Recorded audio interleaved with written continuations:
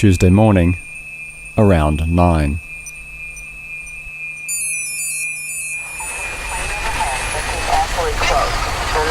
Usually you don't hear them over here, and it was very close. And I looked out of the window and saw a plane, what seemed to be heading for buildings, because it seemed to be too low. It was hardly higher than some of the residential buildings around here. And I was watching it and saying, it's going to hit. You don't have the man stand next to it. I said, it's going to hit. And he said, no, it can't. And it did. I heard it this morning. Yeah, it was very loud, and then I heard the bang, and I thought, oh, it must be my imagination. I didn't realize until I came out. Now what happened? I just stood here, and I just couldn't stop looking. He could have missed the Twin Towers. He chose not to. I don't know that he did. I don't know what they did. All I saw is him do a sharp bank and go right into it. The speculation was rife. People's instincts, an accident.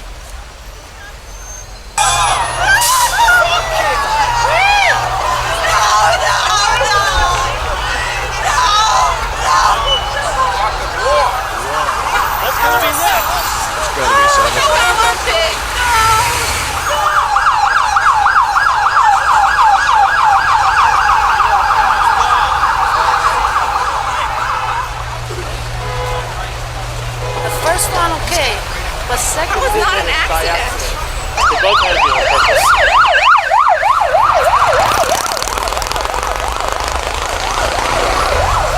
Just to the left? Is that what you saw?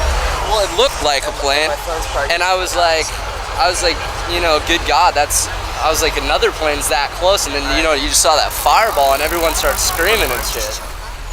We checked his tape. Watch to the right of the building. You can see a plane fly in from the other side. From the right? Yes. Right over here, you see a plane cross. See it? Yeah. Starting to come in right there. Oh my God! It's a second explosion was a plane. Yes. Yeah. This is the second one. What do you mean the second one? Yes, Second the one second explosion. one. Two planes? Yeah, look. Look at the left side of the building. I know, but was that a delayed bomb? Or was it a second plane? It was a second plane. See the plane right there? And then it comes over here and hits the lower side. See? Oh my God! There's two planes in here. Two explosions. Jeez. Man, I saw the first one hit, and then I went to the post office, came back, and I said, "What's that burning?" Oh God! This one that flew over there was a big passenger. It was loud. It woke me up. And it came from this side. That's what that high one is.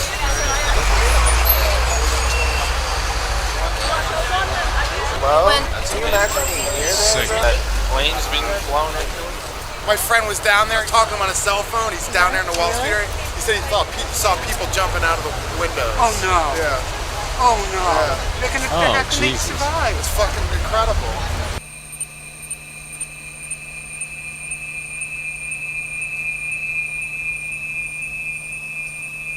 My apartment was moments away. I had to check the news. I thought the fires would burn themselves out. And the media coverage was full on. My impression was the president has pretty much determined this is an act of terrorism. But again, this is also President G.W. Bush, so let's not jump to any conclusions either. Let's just wait a little longer for some facts to come in. Is it okay if a few of us start to assume this is a terrorist attack? You can assume it. I just don't think that based on G.W. Bush talking about Hitting the World Trade Towers is definitely a blow at the heart of America. I mean, it makes a statement by whoever did this. And then I heard more horror on the radio. It's gone. I had to be on the street. It's gone. I felt helpless inside. In it, and everybody working on it. It's gone. It just started billowing more, suddenly billowing, and then it went big puff. It looked like things were beginning to settle. This tower just collapsed. I fell in a total puddle of ash and debris, and completely. People just started weeping when that happened. Unbelievable. I've never seen anything like it. I just hope they were able to evacuate. How many people work in there? 40,000 people? something like that. I don't know what the number The news is. is saying like 40,000 between the two buildings. The word on the street? the towers could withstand the impact of an airliner. I mean, the bottom could survive. This one, it could. Yeah. This could. There's a plane crash in Pentagon too. Pentagon. Pentagon. But is that serious? Is that serious or no? They're not saying that. I mean, there's fire. Look at the flames, the intensity of the flames in those windows. We hadn't given up hope. Locked down in airspace across all of the U.S. Nothing's coming in or going out of the country.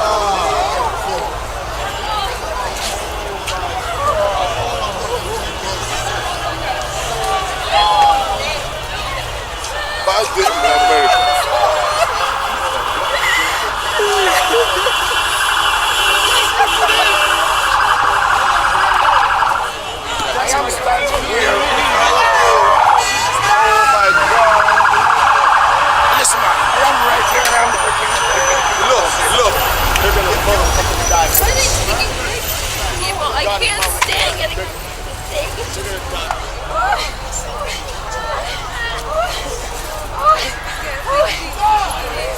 There's another plane that was hijacked that's going to Washington. Jesus Christ. He says so many I canceled school. I was in the bathroom when I heard the plane go by. You did? I didn't hear it. There's no signal out here.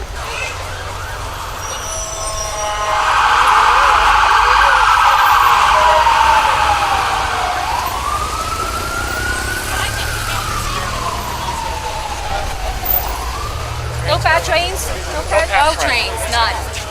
I'm in this meeting, and someone comes in and says, Depends where you live. No, it depends where you live. You live in Brooklyn, you walk across the Brooklyn Bridge. The inevitable chaos ensued, and the word was the enemy. But the point that's been made frequently today is the fact that we, A, don't know who our enemy is right now. We don't know who's attacking us, and B, it's not as if it's a country. Slowly there was a realization. A once insular city, now entirely vulnerable. The shield of isolationism shattered. The city was bleeding. There are other blood centers that can take you immediately. At St. Clair's Hospital on 52nd Street, the Red Cross building at 150 Amsterdam Avenue. Most were dazed and confused. Everyone wanted to help. One way of helping was to give blood. Lines formed at every hospital in the city. We are very grateful for your help. We need your blood. We will be able to take a limited number here, but it may take some time. Our priority is obviously taking care of the victim. 4 to 6 hour wait, right hand side line.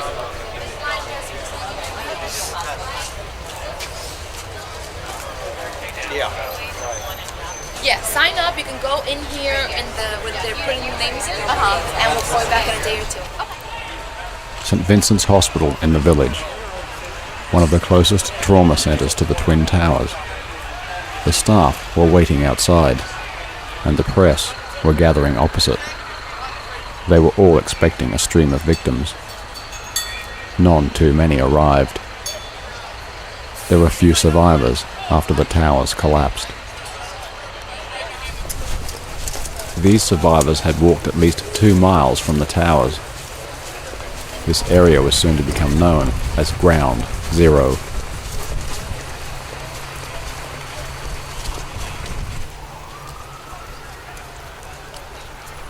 Aside from bicycles, scooters, and rollerblades, walking was the one sure way to get around town. People gathered around street-side TVs for snippets of news. It's as if it was the only television in town. The press, like hawks, preyed on the victims to get their stories on the air. Nonetheless, they were duty-bound. Absolute horror. It was horror. And when you look back there, what would be the World It's Trade Center? devastating. I can't even look back. My 6-year-old just last week asked my husband and I to take him to the observation deck, and it's gone. And you know what? Americans will persevere, and I don't think that we'll stoop to the level of these zealot terrorist pigs. Kill the Middle East before they kill you!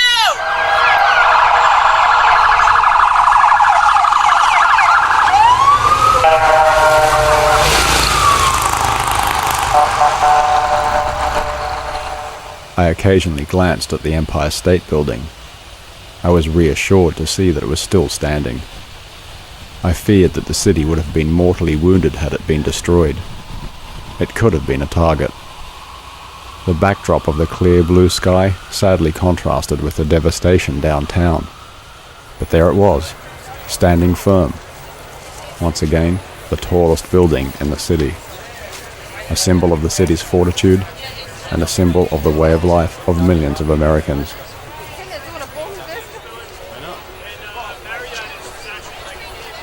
Public transport was at a standstill. The whole island was sealed off. Yet another sight unseen. F-15s on patrol over the city.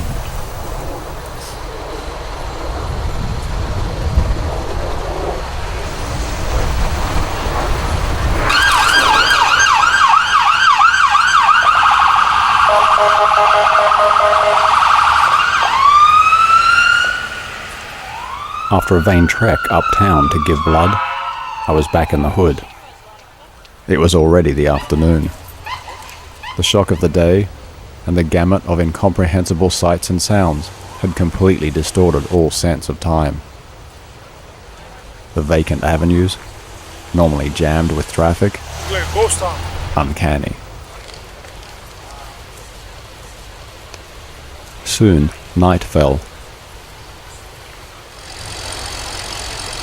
The St. Vincent's staff, still waiting. Still watched by the battalion of press. Still, few survivors had arrived.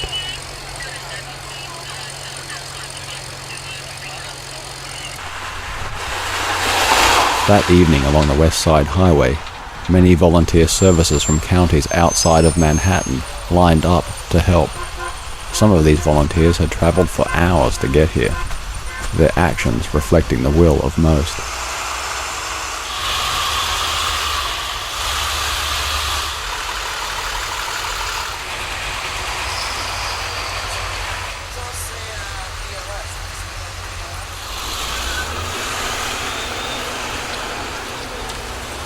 I was shocked to see police with assault rifles. Homeward bound on this cataclysmic summer's day. A shocking calm had descended the city, the bizarreness unrelenting. And for the first time in a garden nearby, I heard crickets.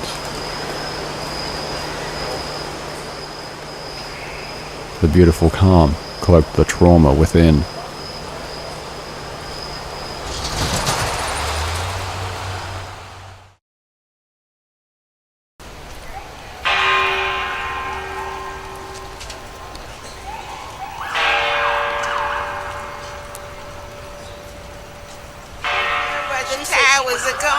From the first time I ever came into New York City, and my creepy old uncle pointed them out to me from Newark Airport and said, "Those are the tombstones of New York City." I feel sorry for these people, man. We got caught in that, boy.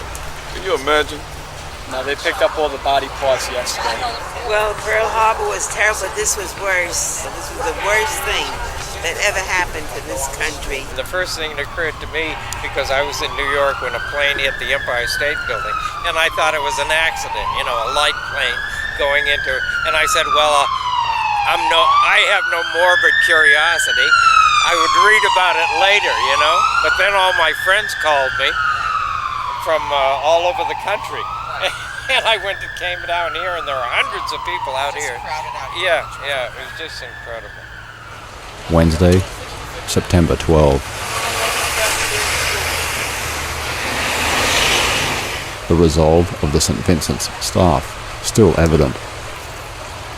The press still waiting for the big story. There was so little action that they had begun to interview each other.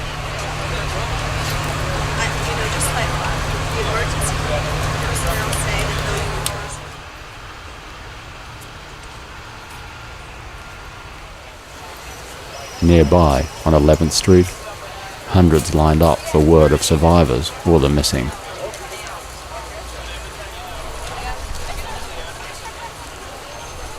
I was 5 blocks away when it happened. I mean, I saw the airplane crash into the building. I saw the explosion. We saw the plane, the underbelly of the plane directly above us. We all looked at each other, none of us could believe what we just saw. I saw people falling out of the building. There's this just appalling picture of a man falling.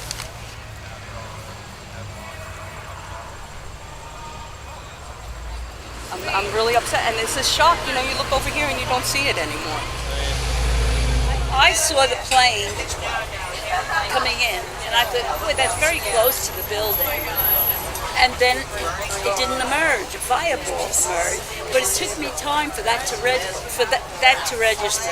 It was like in the movies when you see that. I couldn't even come to it for a time to say this is real. This is really happening. Someone said on the television that was pretty clear. Everyone's like pretty just numb, and your mind can't really wrap around it. It's too big. It's too incomprehensible.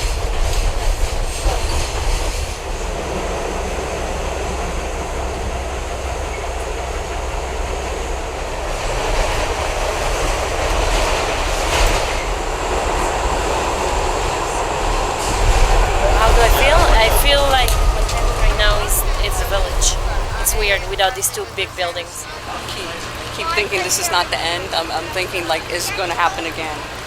It is a matter of when. How many more days is left until they hit us again? Back on 6th Avenue, and smoke had engulfed the area. It smelt toxic.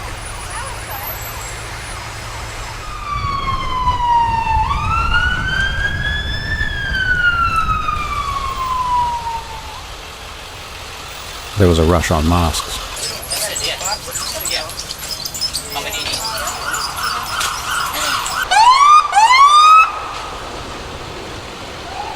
How's this picture grabbed? Hanging out the side of the fucking building before it blew up. And I got better than that.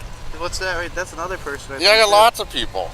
I took that with a 2,000 millimeter lens from the roof. You want to see a shot? No one will fucking listen to me. There's a little better picture of that one, but I got another one in here. Look at that. That is a person. Yeah, I got all kinds of shots. Let me see. I live right across the street. How's this picture grab you? I got video that's even better than that. I got the fucking thing blowing up on video. Were you there on the roof? No. Well, guess who was? Probably even recognize this Are you girl. freelance or are you? No, I'm not anything. I'm just a guy with a 2,000 millimeter lens and a tripod that shoots out his window when he gets the chance. I got rolls of this stuff. All right, I'll take it home. A man who worked on one of the top floors of the World Trade Center saw that he was trapped. He telephoned his wife. He said he wanted to say goodbye. He wanted to remember that he loved her and loved their children. They are 1 and 3 years old. Within hours of the attacks, pictures of the missing were beginning to show up on telephone poles, shop walls, and windows.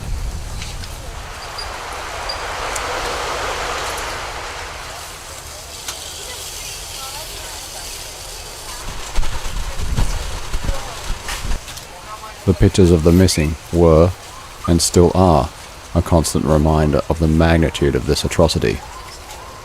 People talk about 6 degrees of separation.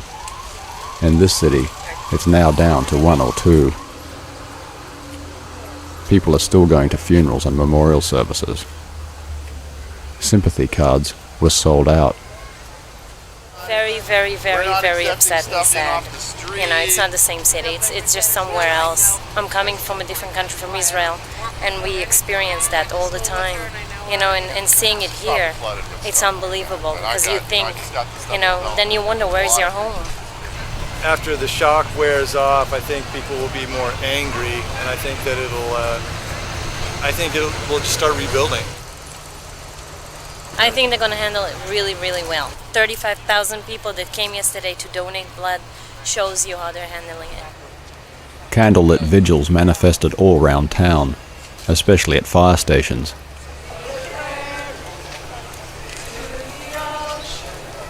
This local station on West 10th Street was a symbol of the tragedy. Over 300 firefighters were killed, like townsfolk gone forever.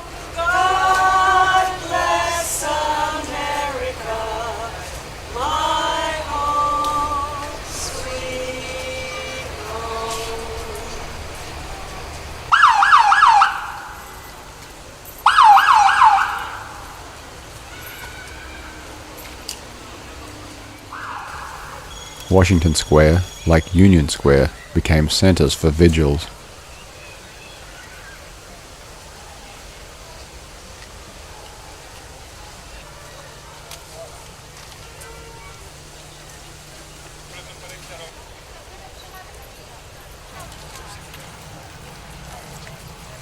The Washington Monument, now a shrine, formed a backdrop for impromptu performances by street celebrities.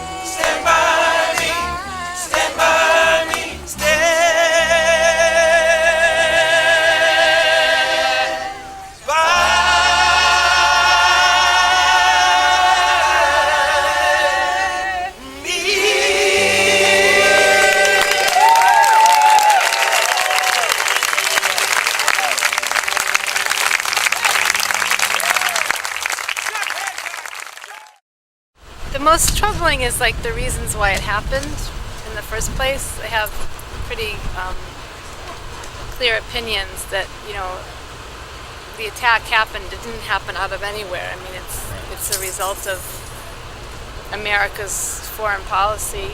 The government's not going to be able to solve this because they're part of the problem that created this thing. So it's like Einstein said that, the same, you know, mental activity that created a problem cannot solve it. So the American people and the people of the world have to do something about peace. They can't just hunt these folks down and expect it to go away. I'm not a big flag waver, but I think it's more about the American people than the government.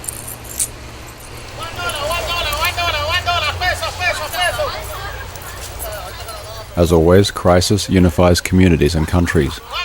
This tragedy was no exception. Unabashed patriotism sprang from the closet. Not since Pearl Harbor had the country become so unified, and patriotism flowed. Flags appeared everywhere. And the media.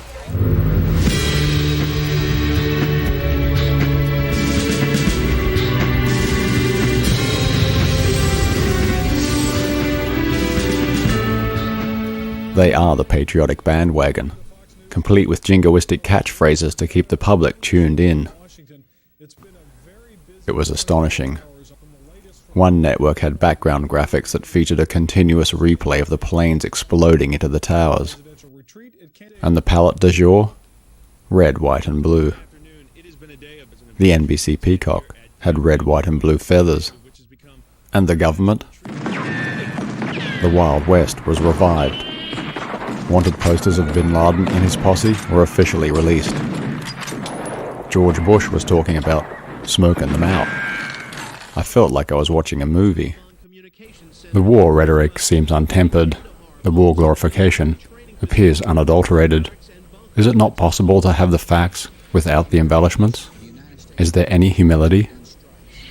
And I wonder of the government's real agenda. Could I say something? Yes. I would like to make a comment. Why do you think this happened? A lot of people don't understand. The government of the United States, they let in monsters, Nazis, fascists. They let people in this country who have killed thousands of people in their country, from Haiti, from Russia, from Kosovo. They let people in this country who are dictators and murderers. So how can this be shocking? The point I'm trying to say is the people feel on other countries that America is a great Satan, as they call it under Khomeini. America is a great Satan. That's why they consider themselves to be heroes. They're not bad guys. They are heroes. They brought down the towers of Babylon. Those was the towers of Babylon. That's how they feel. They brought down the towers of sin. They're fanatics. Could you help us out? The point I'm trying to say is this. What the hell is going on in New York City? Well, I can tell you what's going on. Great balls of fire. Whole lot of shaking going on. And a whole lot of shaking. Whole lot of shaking going on.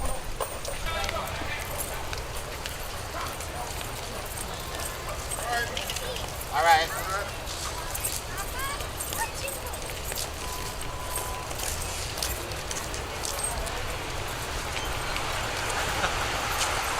You got thousands of workers down there digging anything out they can by hand.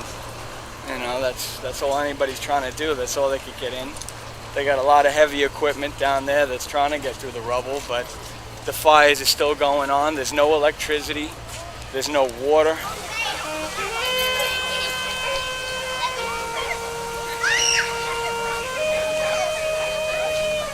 I just pray to God one of my old partners wasn't in that building when it went down, because we think he was. Country and city, retribution. Some sons of bitches are gonna pay for this. Hope they all die.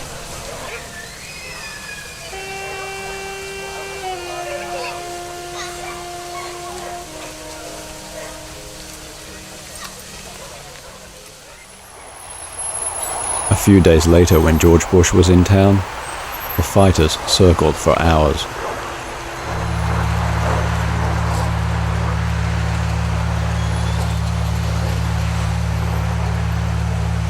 The sound of a jet overhead will never have the same feeling again. That sound now instills a moment of fear. It's the same with sirens. No longer will they just be an everyday sound.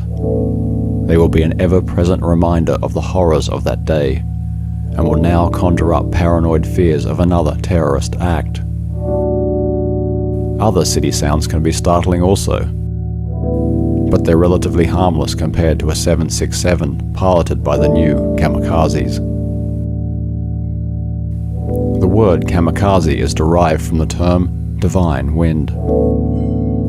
The terrorists think they carried out a divine act against an evil empire. I wonder who's divine and who's evil. I wonder when this madness will ever end.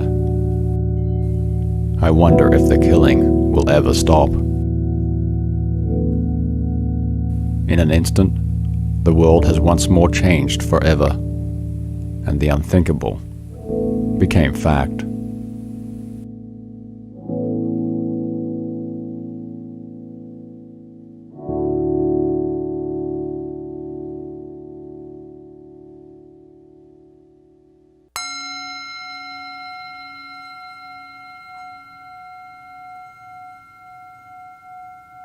Epilogue. There is a notion that as the human race rides the continuum of time, we will become more civilized, perhaps more altruistic. I would have hoped by the 21st century we would have taken great strides to achieve this. I thought of 2001 and Arthur C. Clarke. That ideal now seems further away than ever.